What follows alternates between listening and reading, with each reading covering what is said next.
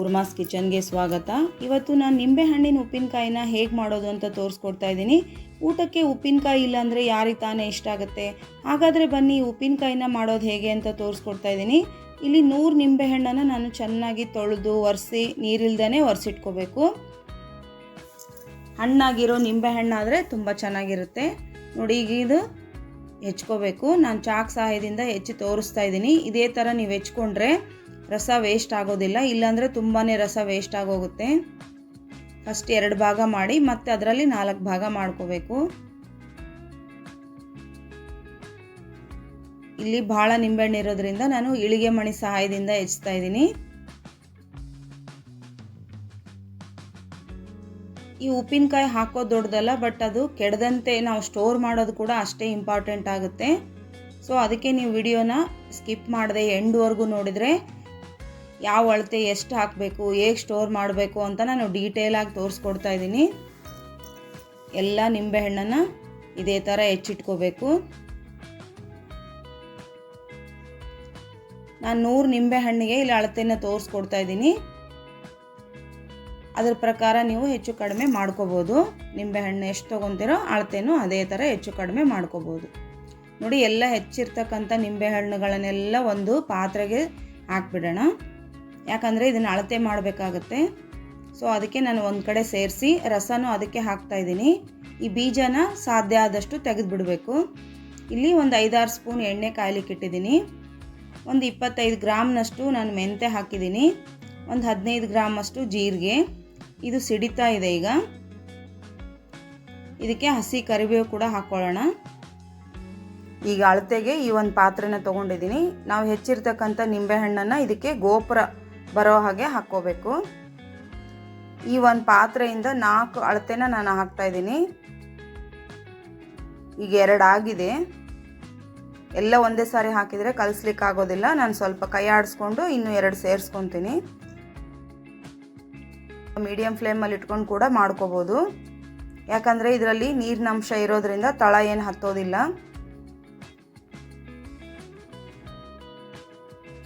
ಇನ್ನು 2 ಅಳತೆ ಹೋಳುಗಳನ್ನು ಸೇರಿಸ್ಕೊಂಡ್ಬಿಡೋಣ ಇದಕ್ಕೆ.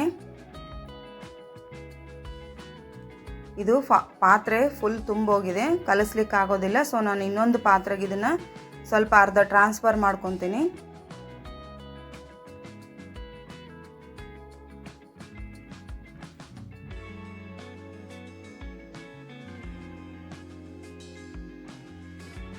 ಉಳಿದಿರ್ತಕ್ಕಂಥ ಅದು ರಸ ಕೂಡ ಇದಕ್ಕೆ ಸೇರಿಸ್ಕೊಂಡ್ಬಿಡೋಣ. ಇದನ್ನು ಚೆನ್ನಾಗಿ ಮಿಕ್ಸ್ ಮಾಡ್ಕೋಬೇಕು.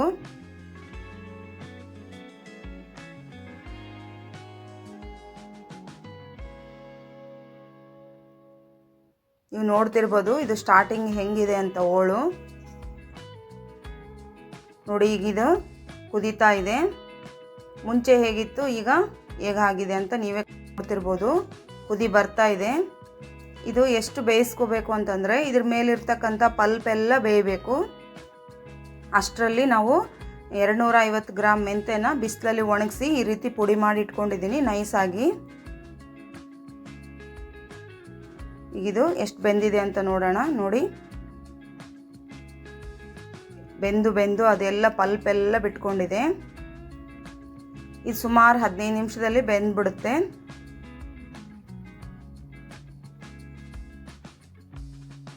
ನೋಡಿ, ಈ ಥರ ಬರೀ ಹೋಳು ಮಾತ್ರ ಕಾಣಿಸ್ತಾ ಇದೆ, ಪಲ್ಪ್ ಕಾಣಿಸ್ತಾ ಇಲ್ಲ. ನಿಮಗೆ ತೋರಿಸ್ತಾ ಇದ್ದೀನಿ ನಾನು. ನೋಡಿ, ಪಲ್ಪ್ ಇಲ್ಲ, ಬರೀ ಹೋಳು ಕಾಣಿಸ್ತಾ ಇದೆ. ಅಲ್ಲಿವರೆಗೂ ನಾವು ಇದನ್ನು ಬೇಯಿಸ್ಕೋಬೇಕಾಗತ್ತೆ.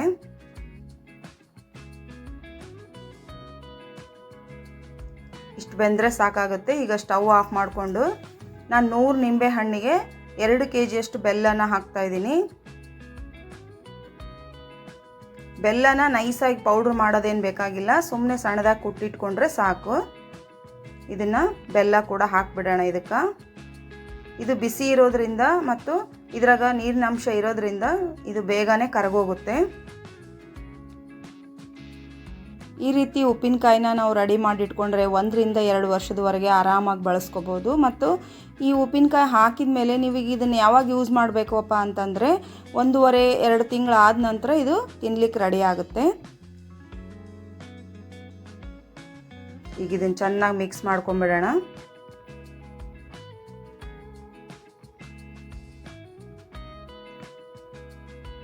ಈಗ ಇದು ಫುಲ್ಲು ತಣ್ಣಗಾಗಬೇಕು.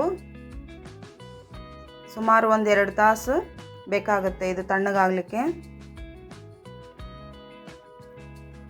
ಇಲ್ಲ ನಿಮಗೆ ಅರ್ಜೆಂಟ್ ಬೇಕು ಅಂತಂದರೆ ನೀವು ಫ್ಯಾನ್ ಕೆಳಗಡೆ ಇಟ್ಟು ಕೂಡ ಇದನ್ನು ಆರಿಸ್ಕೋಬೋದು. ನೋಡಿ ಈಗ ಇದು ತಣ್ಣಗಾಗಿದೆ, ನಿಮಗೆ ಎಲ್ಲೂ ಬೆಲ್ಲ ಕಾಣಿಸ್ತಾ ಇಲ್ಲ. ಸ್ವಲ್ಪ ಕೂಡ ಬಿಸಿ ಇರಬಾರ್ದು, ಇದು ಫುಲ್ಲು ತಣ್ಣಗಾಗಿರಬೇಕು.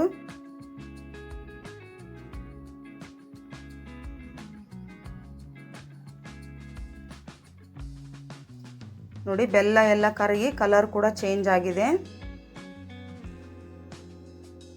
ನಾವು ಆಗಲೇ ಅಳತೆಗೆ ತೊಗೊಂಡಿದ್ವಲ್ಲ ಪಾತ್ರೆ, ಅದೇ ಪಾತ್ರೆಯಲ್ಲಿ ನಾನು 3/4 ಅಳತೆ ಸಣ್ಣ ಉಪ್ಪನ್ನು, ನೈಸ್ ಉಪ್ಪನ್ನು ತೊಗೊಂಡಿದ್ದೀನಿ. ಈ ಉಪ್ಪನ್ನು ಒಂದು ಸ್ವಲ್ಪ 100-150 ಗ್ರಾಮು ಅಷ್ಟು ಹಾಗೆ ಉಳಿಸ್ಕೋಬೇಕು. ಯಾಕಂದರೆ ನಮಗೆ ಇದನ್ನು ಸ್ಟೋರ್ ಮಾಡಬೇಕಾದ್ರೆ ಬೇಕಾಗುತ್ತೆ. ಈಗ ಉಪ್ಪು ಮತ್ತು ನಿಂಬೆಹಣ್ಣು ಎಲ್ಲ ಮಿಕ್ಸ್ ಆಗಬೇಕು. 1-2 ನಿಮಿಷ ನೀವು ಚೆನ್ನಾಗಿ ಮಿಕ್ಸ್ ಮಾಡ್ಕೋಬೇಕು ಇದನ್ನು. ನೋಡಿ ಈಗಿದು ಎಲ್ಲ ಮಿಕ್ಸ್ ಆಗಿದೆ.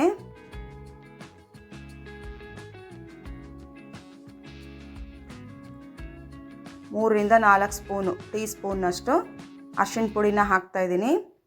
ಇದು ಮನೆಯಲ್ಲೇ ಮಾಡಿರೋ ಅರಿಶಿಣ ಪುಡಿ. ಈ ವಿಡಿಯೋ ಕೂಡ ನಿಮಗೆ ತೋರಿಸಿದ್ದೆ ಅರಿಶಿಣ ಪುಡಿನ ಮನೆಯಲ್ಲೇ ಹೇಗೆ ರೆಡಿ ಮಾಡೋದು ಅಂತ. ನಾವು ಮೆಂತೆ ಪೌಡ್ರ್ ಮಾಡಿಟ್ಕೊಂಡಿದ್ವಲ್ಲ ಅದನ್ನು ಕೂಡ ಹಾಕಬೇಕು. ಇದನ್ನು ಕೂಡ ಅಷ್ಟೇ, ನಾವು ಉಪ್ಪು ಉಳಿಸ್ಕೊಂಡಿವಲ್ಲ ಅದೇ ಥರ ಮೆಂತೆ ಪೌಡ್ರ್ ಕೂಡ ಸ್ವಲ್ಪ ಉಳಿಸ್ಕೋಬೇಕು. ಸುತ್ತಲೂ ಹಾಕ್ಕೊಂಡು ಕಲಿಸ್ಕೊಂಡ್ರೆ ಎಲ್ಲ ಕಡೆ ಚೆನ್ನಾಗಿ ಹೊಂದ್ಕೊಳ್ಳುತ್ತೆ. ನೀವು ಇದನ್ನು ಒಂದು ಪ್ಲಾಸ್ಟಿಕ್ ಬಾಕ್ಸಲ್ಲಾದರೂ ಸ್ಟೋರ್ ಮಾಡ್ಕೋಬೋದು, ಅಥವಾ ನಿಮ್ಮ ಮನೇಲಿ ಜಾಡಿ ಇದ್ದರೆ ಆ ಜಾಡಿಯಲ್ಲಿ ಕೂಡ ಸ್ಟೋರ್ ಮಾಡ್ಕೋಬೋದು. ಜಾಡಿ ಇದ್ದರೆ ತುಂಬಾ ಒಳ್ಳೆಯದು, ಜಾಡಿ ಇಲ್ಲಾಂದರೆ ಬಾಕ್ಸಲ್ಲಿ ಹಾಕಿಟ್ಕೋಬೋದು. ಒಟ್ಟು ನೀವು ಏರ್ ಟೈಟ್ ಕಂಟೈನರ್ನೊಳಗೆ ಹಾಕಿಟ್ಕೋಬೇಕು ಇದನ್ನು.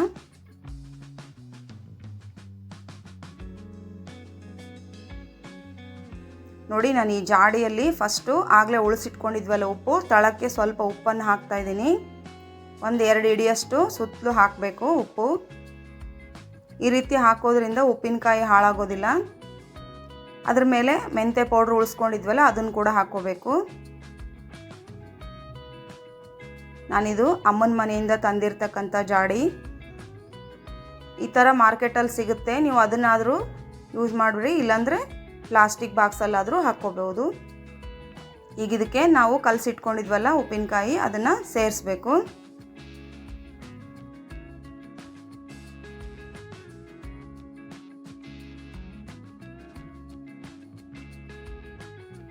ಉಪ್ಪಿನಕಾಯಿ ಎಲ್ಲ ಇದಕ್ಕೆ ಹಾಕಾಗಿದೆ.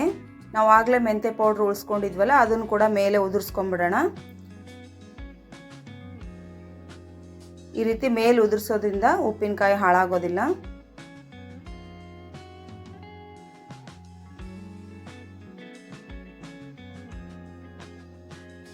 ಈಗ ಇದನ್ನು ಟೈಟಾಗಿ ಮುಚ್ಚಿಟ್ಬಿಡಬೇಕು. ನೋಡಿದ್ರಲ್ಲ ಅಮ್ಮನ ಮನೆ ಜಾಡಿಯಲ್ಲಿ ಅತ್ತೆ ಮನೆ ಸ್ಟೈಲ್ ಉಪ್ಪಿನಕಾಯಿ ಹಾಕೋದು ಹೇಗೆ ಅಂತ. ಈ ವಿಡಿಯೋ ನಿಮಗೆ ಇಷ್ಟ ಆಗಿದ್ದಲ್ಲಿ ಲೈಕ್ ಮಾಡಿ, ಶೇರ್ ಮಾಡಿ, ಕಮೆಂಟ್ ಮಾಡಿ ಮತ್ತು ಚಾನಲ್ನ ಸಬ್ಸ್ಕ್ರೈಬ್ ಮಾಡೋದು ಮರಿಬೇಡಿ.